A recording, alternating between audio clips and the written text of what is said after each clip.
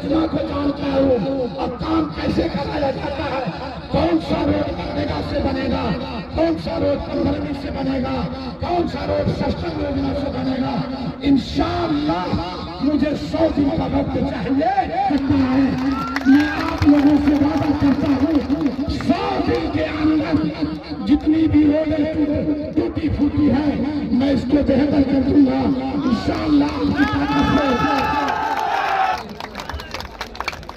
आप लोगों ने मजलिस की मोहब्बत में और बैरिस्टर असदुद्दीन ओवैसी साहब की मोहब्बत में मुझे मजलिस के उम्मीदवार के रूप में विधायक बनाया है। मेरे पास शुक्रिया के अलावा कोई ऐसी अल्फाज नहीं है कि जो मैं बोल सकूं और वादा कर सकूं।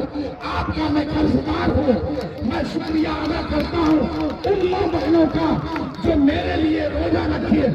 और मैं जब अपने माँ बहनों के पास जाता था, हमारी माँ होती थी बूढ़ी बुजुर्ग, वो हमारे सर पर हाथ रखता था और कहता था बेटा मैं तुम्हीं को वोट दूंगा और बैरिस्टर साहब को वोट दूंगा और तुम जीतोगे तो मेरा सीना फख्र से चौड़ा हो जाएगा।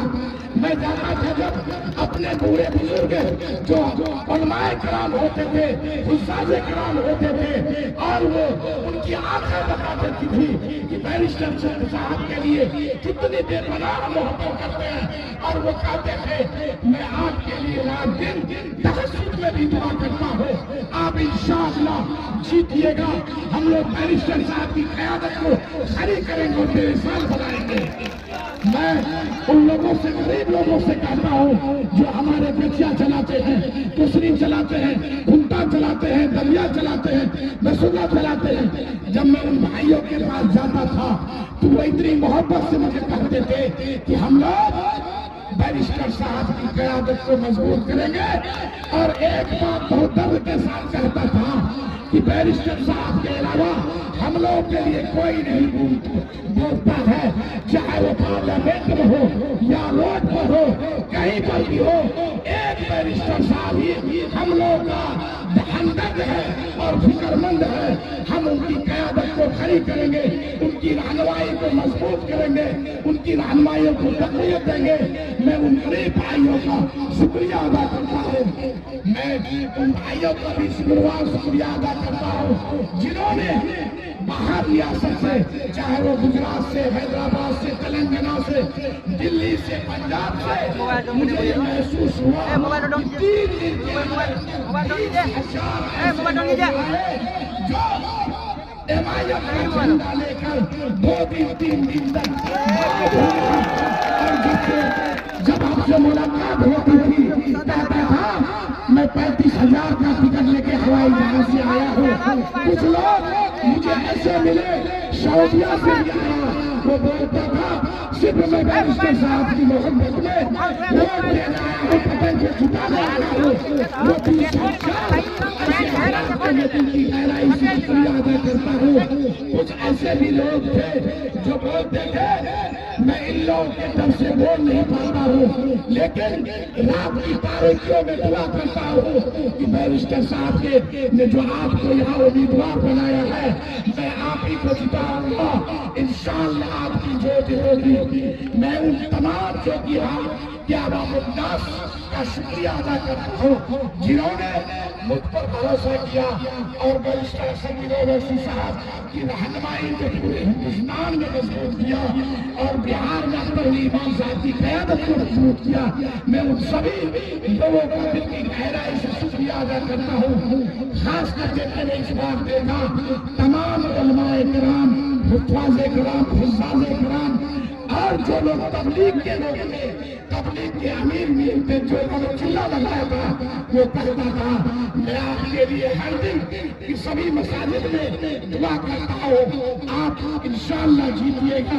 हम लोग बेपनाह हम लोग मौक़िफ़ करते हैं बैरिस्टर साहब से। इस करीब में तमाम उलमाए किराम, हुस्साज़े किराम, हुफ़ाज़े किराम, तबलीगी और अमीर को मैं दिल की गहराई से उनका शुक्रिया अदा करता हूँ।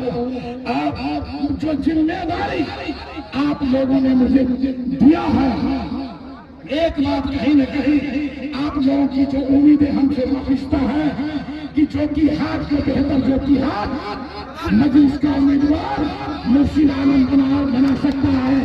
मैं आप लोगों से वादा करता हूँ 100 दिन के अंदर जितनी भी रोडें टूटी फूटी है मैं इसको बेहतर कर दूंगा इंशाअल्लाह आपकी ताकत से। और जोकीहाट का रेफरल हॉस्पिटल जो मुर्दा हो चुका है, आज से 4 दिन पहले वहां का मैंने प्रभारी को कहा है, वो मात्र 4 दिन का समय मांगा था कि मैं 4 दिन के अंदर इस हॉस्पिटल को बेहतर कर दूंगा। और कहा कि मेरे यहाँ